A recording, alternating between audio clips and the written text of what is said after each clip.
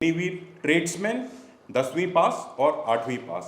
इसके अलावा मुख्यालय भर्ती क्षेत्र जयपुर ने अधिसूचना जारी की है, जिसके तहत अग्निवीर महिला पुलिस, सिपाही फार्मा, नर्सिंग असिस्टेंट और नर्सिंग असिस्टेंट वेटनरी, आरटीजेसीओ और हवलदार एसएसी की भर्ती की जाएगी। जैसे मैंने बताया, ये भर्ती के लिए पंजीकरण की जो तारीखें निर्धारित की गई हैं वो 16 फरवरी से 15 मार्च 23 तक हैं। इसके बाद पंजीकरण की प्रक्रिया बंद हो जाएगी। ध्यान देने वाली बात है कि जो अभ्यर्थी इस ड्यूरेशन के दौरान पंजीकरण नहीं करेंगे, उन्हें इस साल में भर्ती का दोबारा मौका नहीं मिलेगा। इस पूरे वर्ष में भर्ती का जो प्रक्रिया है उसके लिए आवेदन करने की तिथियां 16 फरवरी से 15 मार्च हैं। इसके बाद भर्ती अगर कोई अभ्यर्थी होना चाहेगा तो उसे अगले वर्ष ही मौका मिलेगा। इसलिए ज़रूरी है कि इसी समय के बीच सभी अभ्यर्थी जो भारतीय सेना में भर्ती होना चाहते हैं अपने आप को पंजीकृत कराएं और इन पदों के लिए जो मैंने अभी आपको बताए आवेदन करें। उम्मीदवार अपने आधार कार्ड या 10वीं के प्रमाण पत्र के साथ आप अपने आप को जॉइन इंडियन आर्मी वेबसाइट पे पंजीकृत कर सकते हैं। संचालित क्रिया को देखते हुए सही पारदर्शिता के लिए आर्मी वेबसाइट को अब डिजी लॉकर के साथ लिंक कर दिया गया है। इससे जो अभ्यर्थी जिसका जो एजुकेशनल क्वालिफिकेशन डिजी लॉकर में मौजूद है और जो उसे भर्ती के लिए चाहिए, वही अभ्यर्थी अपने आप को रजिस्टर पंजीकृत कर पाएगा और इसके लिए आवेदन कर पाएगा। ऑनलाइन लिखित परीक्षा का संचालन भारत में 176 अलग अलग स्थानों पे किया जाएगा। ये स्थान सभी अभ्यर्थियों को अपने प्लेस ऑफ रेजिडेंस से आराम से एग्ज़ाम सेंटर में पहुंचने के लिए चयनित किए गए हैं। हमारे पास राजस्थान में 9 एग्ज़ाम सेंटर्स चयनित किए गए हैं। ये इस प्रकार हैं: जयपुर, सीकर, अजमेर, जोधपुर, कोटा, उदयपुर, अलवर, हनुमानगढ़, बीकानेर। जैसा आप देख सकते हैं, ये पूरे राजस्थान का इलाका कवर करते हैं और जो हमारे अभ्यर्थी हैं उन्हें पूरी सुविधा रहेगी कि वो बहुत दूर ट्रैवल करने की उन्हें ज़रूरत ना पड़े और अपने पास ही के एग्ज़ाम सेंटर में जाके एग्ज़ाम में ऑनलाइन सी में कंप्यूटर बेस्ड टेस्ट में अपेयर हो सकें। उम्मीदवारों को पंजीकृत करते समय 5 स्थानों का चुनाव करना होगा जहां पे वो ये लिखित परीक्षा देना चाहेंगे। इन 5 स्थानों में से उन्हें एक स्थान आवंटित किया जाएगा। आमतौर पे उसकी जो पहली 3 चॉइस होंगी उन्हीं में से कोई एक स्थान आवंटित होगा। ऑनलाइन परीक्षा के लिए 500 रुपये का शुल्क निर्धारित किया गया है। इस शुल्क में से 50% आधा शुल्क भारतीय सेना उठाएगी और आधा खर्चा कैंडिडेट को खुद देना होगा। पंजीकृत की अंतिम प्रक्रिया के रूप में उम्मीदवारों को शुल्क भुगतान पोर्टल पे जाना होगा। उम्मीदवारों को 250 रुपये का शुल्क भुगतान इंटरनेट बैंकिंग, यूपीआई या भीम और क्रेडिट कार्ड और डेबिट कार्ड के द्वारा ऑनलाइन करना होगा। इसमें सभी मुख्य क्रेडिट और डेबिट कार्ड हैं, उनका प्रयोग अभ्यर्थी कर सकते हैं, जैसे कि मास्ट्रो, मास्टर कार्ड, रुपए। यहाँ पे मैं आप लोगों को बताना चाहूँगा कि अभी तक जो रजिस्ट्रेशन की प्रक्रिया रही है उसमें अभ्यर्थियों ने एक जो डिफ़िकल्टी फेस की है उसमें पेमेंट पोर्टल में उनका पेमेंट ना कर पाना है। इसका मुख्य कारण पाया गया है जो कार्ड वो इस्तेमाल कर रहे हैं उसे ऑनलाइन ट्रांजैक्शन के लिए एक्टिवेट नहीं किया गया है। बिना एक्टिवेशन के वो कार्ड एक्सेप्ट नहीं होता है और वो पेमेंट नहीं कर पाते हैं। इसलिए मेरी सभी अभ्यर्थियों से ये गुजारिश है कि अपने आप को रजिस्टर करने से पहले वो अपना कार्ड जिसे पेमेंट के लिए इस्तेमाल करना चाहते हैं उसे ऑनलाइन ट्रांजैक्शंस के लिए बैंक के एक्टिवेट ज़रूर करा लें। इस पूरी उम्मीदवारों को पंजीकरण शुल्क भुगतान के बाद ही सफल माना जाएगा और तभी उनको रोल नंबर दिया जाएगा जो भर्ती प्रक्रिया के हर चरण में मान्य होगा।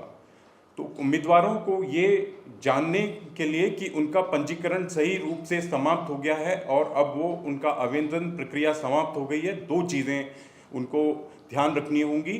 पहले सफल जो पेमेंट है वो हो चुका है और दूसरा उन्हें रोल नंबर आवंटित कर दिया गया है। जैसे मैंने कहा, यही रोल नंबर अब हर भर्ती की आगे के चरण में इस्तेमाल किया जाएगा। इस पूरी प्रक्रिया का video join Indian army website और यूट्यूब पे उपलब्ध किया गया है, क्योंकि एक नई प्रकार की प्रक्रिया है जिसमें रजिस्टर करने में हमारे अभ्यर्थियों को कोई दिक्कत ना आए, इसलिए हमारे सेना द्वारा वीडियो बनाया गया है जिसमें पूरी तरह से ये एक्सप्लेन किया गया है कि किस प्रकार से वो अपने आप को जॉइन इंडियन आर्मी वेबसाइट पे रजिस्टर कर सकते हैं। जॉइन इंडियन आर्मी वेबसाइट पे जाते ही एक लिंक के जरिए ये वीडियो खोल के अभ्यर्थी अपने आप को तैयार कर सकता है कि उसे रजिस्ट्रेशन कैसे करना है, या यूट्यूब जैसे वेबसाइट पे जाके वो इस वीडियो को देख के उसके बाद रजिस्ट्रेशन की प्रक्रिया शुरू कर सकता है। मेरा आप सभी से आग्रह है कि हमारे अभ्यर्थियों तक ये जानकारी पहुंचाएं कि इस तरह की एक वीडियो बनाई गई है जिससे उन्हें पंजीकरण की प्रक्रिया बहुत ही आसान लगेगी। इसके बाद जो पहला चरण होगा वो होगा ऑनलाइन प्रवेश परीक्षा, सामान्य प्रवेश परीक्षा या कॉमन एंट्रेंस एग्जामिनेशन। इसमें उपस्थित होने के लिए admit card join Indian army website पर जो अभ्यर्थी सक्सेसफुली पंजीकृत हो चुके हैं उन्हें परीक्षा से 10 से 15 दिन पहले ये एडमिट कार्ड उसी वेबसाइट से डाउनलोड करना होगा। इसकी उपलब्धि की जानकारी उन्हें एक एसएमएस और उनके रजिस्टर्ड ईमेल पर एक मैसेज के द्वारा दी जाएगी। जब उन्हें ये एसएमएस और मैसेज से जानकारी मिल जाती है कि एडमिट कार्ड उनका अब उपलब्ध है, तो वो वेबसाइट पे जाएंगे और वेबसाइट से अपना एडमिट कार्ड डाउनलोड कर लेंगे, जिससे वो चयनित परीक्षा क्षेत्र पे जाके लिखित परीक्षा में अपेयर हो सकते हैं। ये जो एडमिट कार्ड है इस पे परीक्षा जो सेंटर है, एग्जामिनेशन सेंटर है, उसका कंप्लीट एड्रेस दिया हुआ होगा ताकि वो आसानी से वहां पहुंच सके। ऑनलाइन सामान्य प्रवेश परीक्षा कंप्यूटर पे आधारित होगी। परीक्षा में हाजिरी की प्रक्रिया बहुत आसान है। उम्मीदवारों को मार्गदर्शन के लिए ऑनलाइन सामान्य प्रवेश परीक्षा में कैसे प्रवेश करें, इसके लिए भी एक वीडियो बनाया गया है जो जॉइन इंडियन आर्मी वेबसाइट पे उपलब्ध है और ये वीडियो यूट्यूब पे भी उपलब्ध कराया गया है। उम्मीदवारों को ये सूचित किया जाता है कि परीक्षा के रूप में पाठ्यक्रम में और चयन की प्रक्रिया में कोई भी मापदंडों में कोई भी बदलाव नहीं है। उम्मीदवारों की सुविधा के लिए जॉइन इंडियन आर्मी वेबसाइट पर सभी वर्गों की ऑनलाइन परीक्षा के लिए अभ्यास परीक्षण का लिंक भी दिया गया है। जब ये अभ्यास परीक्षण या रिटन टेस्ट की प्रैक्टिस टेस्ट जिसे हम बोलते हैं उस पर जाएंगे तो जो कंप्यूटर स्क्रीन उनको एग्जाम के द्वारा सामने आएगा उसी प्रकार का कंप्यूटर स्क्रीन प्रैक्टिस टेस्ट में भी उनको उपलब्ध कराया जाएगा, जिस प्रकार से उन्हें ऑनलाइन एग्जाम में अपेयर होना है उसी प्रकार से इस प्रैक्टिस टेस्ट में वो उसकी प्रैक्टिस कर पाएंगे। भर्ती की प्रक्रिया, ऑनलाइन टेस्ट कंप्लीट होने के बाद में चयनित अभ्यर्थियों को भर्ती की प्रक्रिया, भर्ती की रैली के लिए बुलाया जाएगा। जो रैली है पहले उसमें हर कैंडिडेट आ सकता था, वो पहली स्टेज होती थी भर्ती की। अब ऑनलाइन एग्जाम के बाद चयनित अभ्यर्थियों को भर्ती के लिए रैली में बुलाया जाएगा। इनका चयन मेरिट के बेस पे किया जाएगा, जिन्हें फिर से जो है एसएमएस और उनके रजिस्टर्ड ईमेल पर इन्फॉर्म किया जाएगा कि ये भर्ती की जगह किस समय पे उन्हें पहुंचना है। भर्ती प्रक्रिया में कोई भी बदलाव नहीं है। अंतिम सामान्य प्रवेश परीक्षा और शारीरिक मापदंडों के आधार पर एक अंतिम रूप से मेरिट लिस्ट बनेगी, जिसमें सामान्य प्रवेश परीक्षा यानी सी के मार्क्स और फिजिकल प्रोफिशिएंसी टेस्ट या फिजिकल फिटनेस टेस्ट के जो उनके मार्क्स हैं उन दोनों को मिलाकर मेरिट बनाई जाएगी। उस मेरिट में जितने पद अवेलेबल हैं, उपलब्ध हैं, उनके आधार पे उतने कैंडिडेट्स को चयनित कर JIA वेबसाइट पे उनका परिणाम प्रकाशित किया जाएगा। इस पूरी प्रक्रिया में हमारे जो अभ्यर्थी हैं उनकी मदद के लिए हमने एक हेल्पलाइन डेस्क मनोनीत की है, बनाई है। उम्मीदवारों की शंकाओं को स्पष्ट करने के लिए इसे जॉइन इंडियन आर्मी वेबसाइट पे उपलब्ध कराया गया है। ऑनलाइन प्रवेश परीक्षा से संबंधित जानकारी या संदेह को स्पष्ट करने के लिए 7996157222 मोबाइल नंबर पे संपर्क किया जा सकता है। ये मोबाइल नंबर मैं एक बार फिर दोहराता हूँ, 7996157222। अभी जो ये ऑनलाइन प्रक्रिया लिखित एग्ज़ाम की और जो भर्ती की प्रक्रिया में बदलाव हैं, इनके क्या कैंडिडेट को और हमें फ़ायदा होगा, मैं थोड़ा सी जानकारी इसके बारे में दूंगा। इस प्रक्रिया के जरिए अभी जो रैली हमारी चलती थी, उसमें जो बंदोबस्त होता था कैंडिडेट को जो आने के लिए, एक बहुत बड़ी भीड़ के कारण काफ़ी मुश्किलों का सामना करना पड़ता था। बहुत सारे कैंडिडेट एक समय पे आते थे जिनके लिए खान पान रहन की सुविधाएं, उनको आने जाने की सुविधाएं उपलब्ध कराना थोड़ा मुश्किल होता था।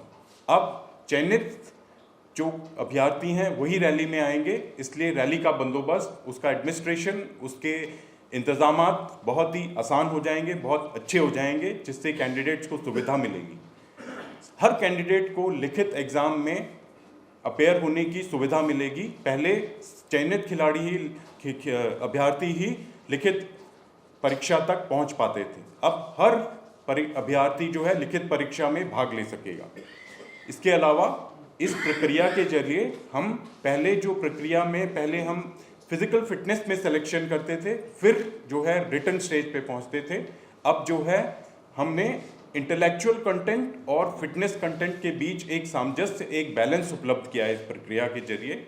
और लास्टली ये पूरी प्रक्रिया अब एक पूरी तरह से ऑटोमेटेड या स्वचालित हो गई है, जिससे कि जो टाउटिंग और गलत तरीकों के इस्तेमाल से भर्ती की कोशिश की जाती थी, उसका कोई संभावना नहीं रही है। दलालों से सावधान करने के लिए मैं उम्मीदवारों को आगाह कराना चाहूँगा कि प्रक्रिया पूरी तरह से स्वचालित है, जिसमें किसी भी अन्य व्यक्ति का कोई हस्तक्षेप संभव नहीं है। इसलिए उम्मीदवारों को सलाह देते हैं कि किसी भी दलाल से मदद ना लें, क्योंकि वो आपकी मदद करने के किसी भी तरह कोई भी मदद नहीं कर सकता है, उसके काबिल नहीं है। जो स्वचालित प्रक्रिया है उसमें इसका कोई पॉसिबिलिटी, कोई संभावना नहीं है। इंडियन आर्मी भर्ती प्रक्रिया पूरी तरह से निष्पक्ष और योग्यता के आधार पर है। यहाँ पे आके मेरा मीडिया ब्रीफ समाप्त होता है।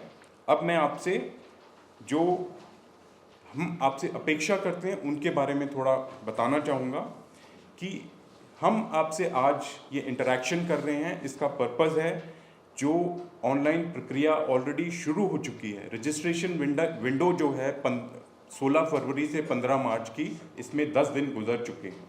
जितना रजिस्ट्रेशन हम सोचते थे होगा या पहले होता था, उसकी जो पेस है वो स्लो है। हम चाहते हैं कि मीडिया जो एक बहुत ही सशक्त माध्यम है, उसके जरिए हम अपने कैंडिडेट्स तक ये जानकारी पहुंचाएं कि इस साल में भर्ती का सिर्फ यही मौका है 16 फरवरी से 15 मार्च। अगर इस साल में आपको भर्ती प्रक्रिया में शामिल होना है तो आपको अपना पंजीकरण और आवेदन इसी ड्यूरेशन के तहत ज़रूर कराना है। इसलिए मैं आप सबसे आग्रह करूंगा कि ज़्यादा से ज़्यादा कैंडिडेट्स तक ये जानकारी पहुंच सके, ताकि वो ये ना सोचें कि बाद में कभी दोबारा रजिस्ट्रेशन होगा, पंजीकरण होगा और इस साल दोबारा भर्ती का मौका मिलेगा, और वो अभी सही समय पे आवेदन कर सकें, जिससे कि हमें ज़्यादा से ज़्यादा अभ्यर्थी चयन के लिए मिलें और हमारी सेना में बेहतर से बेहतर अभ्यर्थी चयनित किए जा सकें। इसके अलावा जो हमने कैंडिडेट्स अभ्यर्थियों के लिए सुविधाएं उपलब्ध कराई हैं, जैसे कि रजिस्ट्रेशन करने का तरीका एक वीडियो के ज़रिए, प्रैक्टिस टेस्ट जो है एग्ज़ाम में जाने से पहले अपने आप को तैयार करने के लिए, और ऑनलाइन सी में जो अपेयर होने के लिए उन्हें क्या क्या चीज़ें करनी हैं उनके लिए वीडियो बनाए हैं। उनकी जानकारी आप कैंडिडेट्स तक ज़्यादा से ज़्यादा पहुंचा सकें, जिससे कैंडिडेट्स को फ़ायदा होगा और हमें भी फ़ायदा होगा। हम चाहते हैं कि हमारे पास ज़्यादा से ज़्यादा अभ्यर्थी आएँ। इस मीडिया ब्रीफिंग का एक पर्पस ये है ताकि इस जानकारी के मिलने से हमारे पास मैक्सिमम अभ्यर्थी जो भारतीय सेना में चयनित होना चाहते हैं वो आ सकें। यहाँ पे आके मेरी ब्रीफिंग समाप्त होती है। There was one point that you mentioned that the website has been linked to DigiLocker. So candidates who are applying, do they, they have to upload their documents on DigiLocker before they are applying, or is it that they can upload it directly also? Ma'am, DigiLocker uploading process is automated. This is done by the boards. So before we have gone into this process, we have consulted all the boards.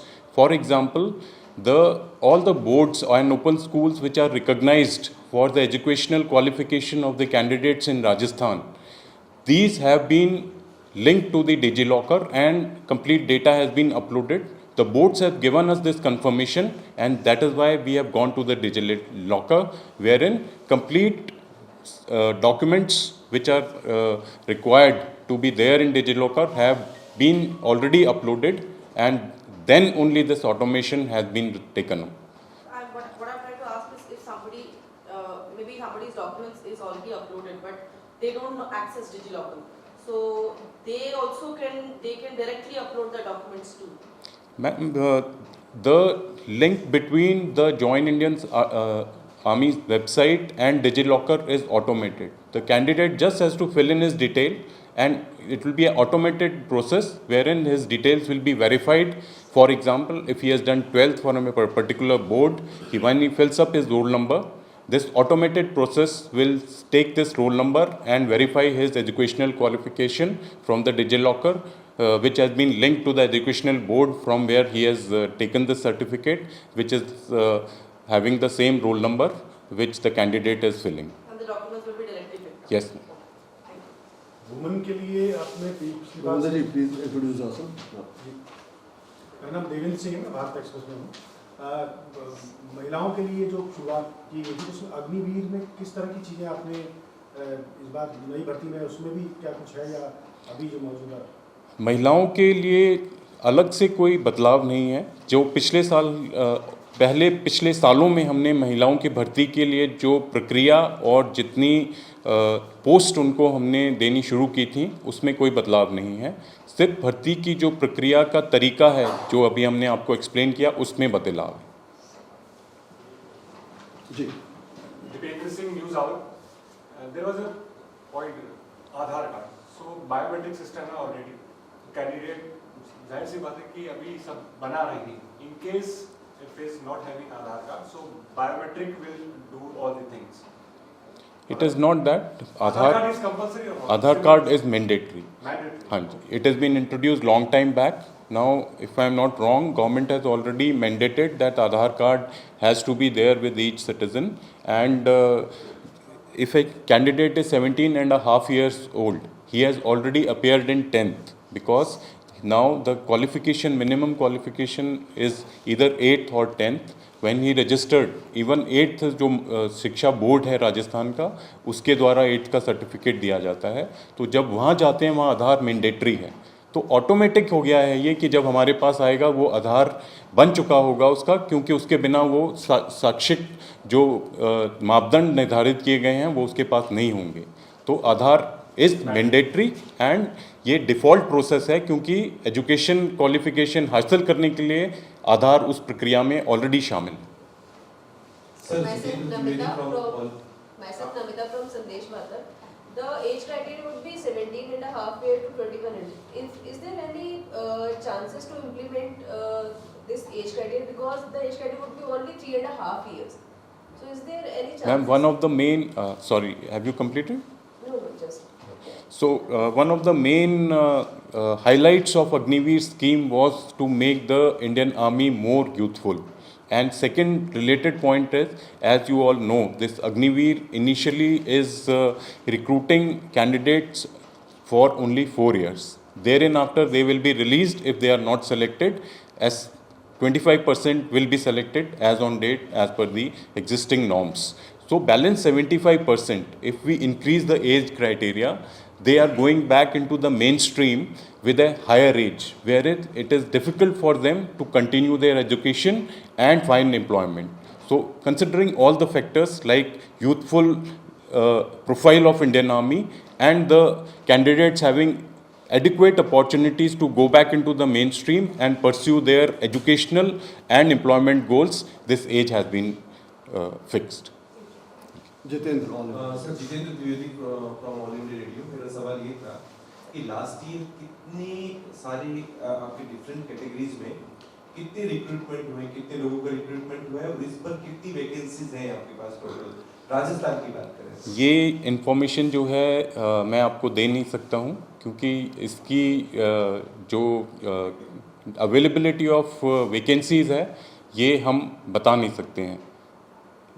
Vacancies जो हमारे पास आती हैं वो classified होती हैं, we do not share it with any. दूसरा सवाल sir मेरा ये है कि जो चेंजेस आपने टेक्निकल उसमें किए कि उनको उनके लिए, क्या वो पहली बार इंडक्ट किए गए या पहले भी थे? ITI एंड डिप्लोमा ये नया चेंज है। पिछले साल हमने अग्निवीर का एक उद्देश्य निर्धारित किया था कि इसमें हमें टेक्निकल थ्रेशोल्ड बढ़ाना है इंडियन आर्मी का, इसलिए फिर हमने ITI के लिए बोनस मार्क्स इंक्लूड किए थे जो अलग थे। अभी इनमें बदलाव किया गया है। पिछले साल की प्रक्रिया समाप्त होने पे हमने देखा कि इतने ज़्यादा लोग हमारे पास आए नहीं जो ITI का सर्टिफिकेट लिए हुए थे, जिन्होंने इन बोनस मार्क्स का इस्तेमाल किया, और जितनी हमें अपेक्षा थी ITI और टेक्निकली क्वालिफाइड कैंडिडेट्स के आने की वो पूरी नहीं हुई।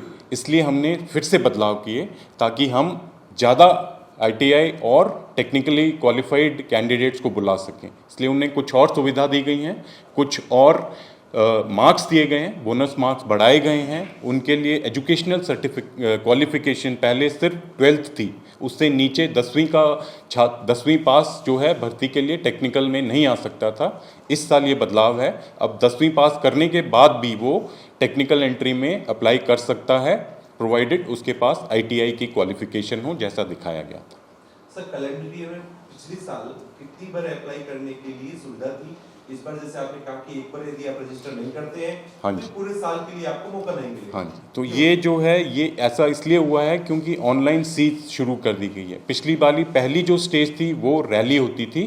जैसे ही हम रैली का नोटिफिकेशन जारी करते थे, कैंडिडेट उसमें जाके अपने अप्लाई कर सकता था। तो पिछले साल भी हर ARO ने एक रैली की थी, टोटल 5 रैली हमने की थी और 5 बार अलग अलग जो है मौके दिए गए थे। लेकिन अगर आप इसको एनालाइज करें तो एक ARO का जो क्षेत्र है उसमें कुछ डिस्ट्रिक्ट्स हैं, निर्धारित हैं राजस्थान के। जैसे अभी आपको जयपुर भर्ती कार्यालय ने बताया, उनके पास 2 डिस्ट्रिक्ट हैं, जयपुर और सीकर। तो जो यहाँ के कैंडिडेट्स थे उनको साल में एक ही मौका मिला था। जब वो नोटिफिकेशन जयपुर भर्ती कार्यालय ने इशू किया, उसको 1 महीने का मौका दिया गया और वो उस साल में उसी नोटिफिकेशन के जरिए अप्लाई कर सकता। क्योंकि जो ये कैटेगरी जो भर्ती है वो डोमिसाइल बेस्ड है, तो अगर इन जिलों का डोमिसाइल है वो इस ज़िले के थ्रू ही अप्लाई कर सकता है। और इस ज़िले की भर्ती साल में पिछली बार भी 1 साल ही हुई थी। तो अगर आप देखा जाए तो अब अभ्यर्थी को साल में 1 मौका ही मिलता है भर्ती के लिए। जी लव सर संक्षिप्त में ये जानना चाहेंगे आपके नज़रिए से, भर्ती अधिकारी के नज़रिए से, किस तरह के बेनिफिट हमारे सिस्टम को फेयर करने के लिए जो आर्मी ने किया है चेंजेस, कितना बेनिफिट आप मानते हैं, कितना बेनिफिट आपको होगा, और जो अभ्यर्थी है उसको क्या बेनिफिट आप बताना चाहते हैं जिससे वो आकर्षित हो इस पूरे नए सिस्टम की तरफ और आप इस भर्ती में ज़्यादा से ज़्यादा शामिल हो? जो रफ्तार अभी कम आ रही है तो रफ्तार बढ़ सके और लोगों को वो अप्लाई कर सके इसके लिए। तो संक्षिप्त में जानना चाहेंगे आपके लिए क्या फ़ायदा रहा सिस्टम को पूरा हमने सही बनाने में, और अभ्यर्थी को क्या बेनिफिट होने जा रहा है इस भर्ती प्रक्रिया से गुजरने में? तो जहाँ तक आपके सवाल को समझने का संदर्भ है, इसमें जो हमने बदलाव किए हैं उससे हमें क्या फ़ायदा है और कैंडिडेट को क्या फ़ायदा है, ये आप जानना चाहते हैं। पहले मैं, हमारे लिए कैंडिडेट इम्पॉर्टेंट है, पहले कैंडिडेट की बात करते हैं। कैंडिडेट के लिए जो फ़ायदे हैं, बहुत सारे कैंडिडेट ऐसे होते थे जो बहुत ही पढ़ाई में तेज हैं लेकिन फिज़िकल फिटनेस में थोड़े कम हैं। बहुत ज़्यादा कैंडिडेट आते थे रैली के लिए।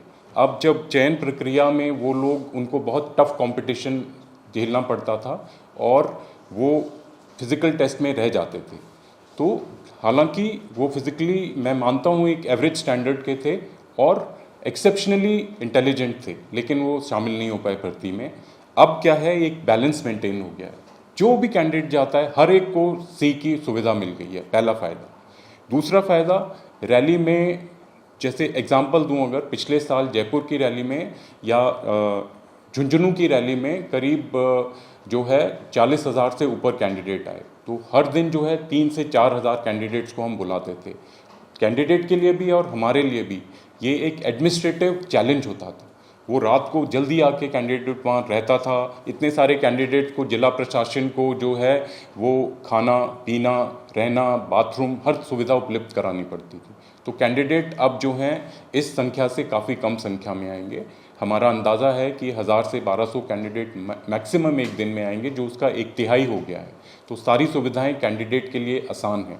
वो रात को बहुत जल्दी स्टार्ट करके रैली में लाइन में खड़ा नहीं होना पड़ेगा उसको, वो समय से आ सकता है और जो ओवरऑल एफिशिएंसी ऑफ सिस्टम है वो बढ़ जाएगी। जब कैंडिडेट्स कम हो जाएंगे तो हर कैंडिडेट पे ज़्यादा समय से दिया जाएगा, ज़्यादा ध्यान से उसके ऊपर गौर उसके फरमाई जाएगी और ये पूरी सिस्टम और पूरी जो प्रक्रिया है ये एफिशिएंट हो जाएगी। तो ये इसका फ़ायदा कैंडिडेट को है। अब हम आते हैं हमारे ऊपर फ़ायदा।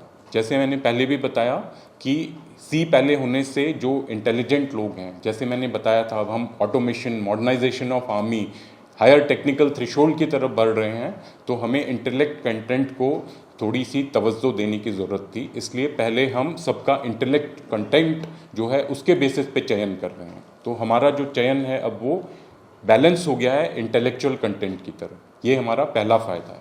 सेकंड फ़ायदा, हमारा जो स्टाफ इन्वॉल्व रहता है रैली कंडक्ट करने में, पहले उनके लिए एक बहुत बड़ा चैलेंज होता था, बहुत समय इसमें जाता था और ये जो है सिस्टम में एफिशिएंसी का एक पर्टिकुलर स्टैंडर्ड ही अचीव किया जा सकता था इतने सारे नंबर्स को देखते हुए। इस बदलाव के साथ अब कम कैंडिडेट आएंगे और चयन प्रक्रिया ज़्यादा एफिशिएंट हो जाएगी, एडमिनिस्ट्रेटिवली ज़्यादा साउंड हो जाएगी। ये कुछ फ़ायदे हैं जो इस प्रक्रिया जिसके कारण इस प्रक्रिया को लाया गया है। तीसरा आखिरी फ़ायदा है, कंप्लीट प्रक्रिया अब ऑटोमेटेड हो गई है और टाउटिंग और इस तरह की गलत जो वो कार्रवाइयाँ होती थी उनको बंद करने की तरफ एक और ये कदम होगा। गोपाला। ITI के जरिए एक बहुत ही खास वर्क को भारतीय सेना में पेशकश की जा रही है, जिसके जरिए सेना डेकोरेटेड होगी। इस पर आपका क्या कहना है? आप क्वेश्चन रिपीट करें। सेना और ज़्यादा डेकोरेटेड होगी ITI पर्सन से, इसके बारे में आपका क्या कहना है? आपका कहना बिल्कुल सही है। जैसे मैंने कहा, हम अब सेना का टेक्निकल थ्रेशोल्ड बढ़ाना चाहते हैं, इसलिए हम चाहते हैं कि जो टेक्निकली क्वालिफाइड कैंडिडेट्स हैं वो हमारे पास आएँ और उनके लिए हम चयन की प्रक्रिया को आसान बनाएं। इसीलिए हमने उन्हें बोनस मार्क्स में बढ़ावा किया है। उनकी चयन की जो मापदंड थे, जो क्वालिफिकेशन एलिजिबिलिटी क्राइटेरिया था, उसको हमने चेंज किया है उससे उनके लिए आसान बनाने के लिए। जैसा आपने देखा, पहले 12वीं के बिना टेक्निकल एंट्री होता ही नहीं था, अब 10वीं के बाद ITI किया है तो वो आ सकता है। तो ये सारी कार्रवाई आपने जैसे कहा हमारा टेक्निकल थ्रेशोल्ड बढ़ाने के लिए, टेक्निकल कैपेबिलिटी बढ़ाने की तरफ डायरेक्टेड है और हमें पूरा विश्वास है ये पूरी तरह सफल होगी इन चेंजेस के ज़रिए और हमारा आर्मी जो है वो टेक्निकली क्वालिफाइड, टेक्निकली सुप्रीम और जो है ज़्यादा से ज़्यादा टेक्निकल कैपेबिलिटी रखने वाले कैंडिडेट्स को शामिल करके आगे बढ़ेगी। Thank you. Anybody else? वो भर्ती कार्यालय की पूरी कॉन्टैक्ट डिटेल्स दिए गए हैं और हमारे भर्ती कार्यालयों का ये पूरा प्रयास रहता है कि कैंडिडेट्स को पूरे से पूरी मदद दी जाए रजिस्ट्रेशन प्रोसेस में और भर्ती की हर प्रक्रिया में। हमारे ARO भर्ती कार्यालय के द्वार हमेशा हमारे अभ्यर्थियों के लिए खुले हैं। इन्हें जब भी किसी परेशानी का सामना होता है वो उनके कॉन्टैक्ट नंबर द्वारा या फिजिकली वहाँ पर जाकर हमारे स्टाफ से मिलके अपनी कठिनाइयों को दूर करा सकते हैं और हम उन्हें पूरी मदद देंगे ताकि वो रजिस्टर कर सकें, पंजीकृत हो सकें, आवेदन कर सकें और भर्ती प्रक्रिया में शामिल हो सकें। धन्यवाद।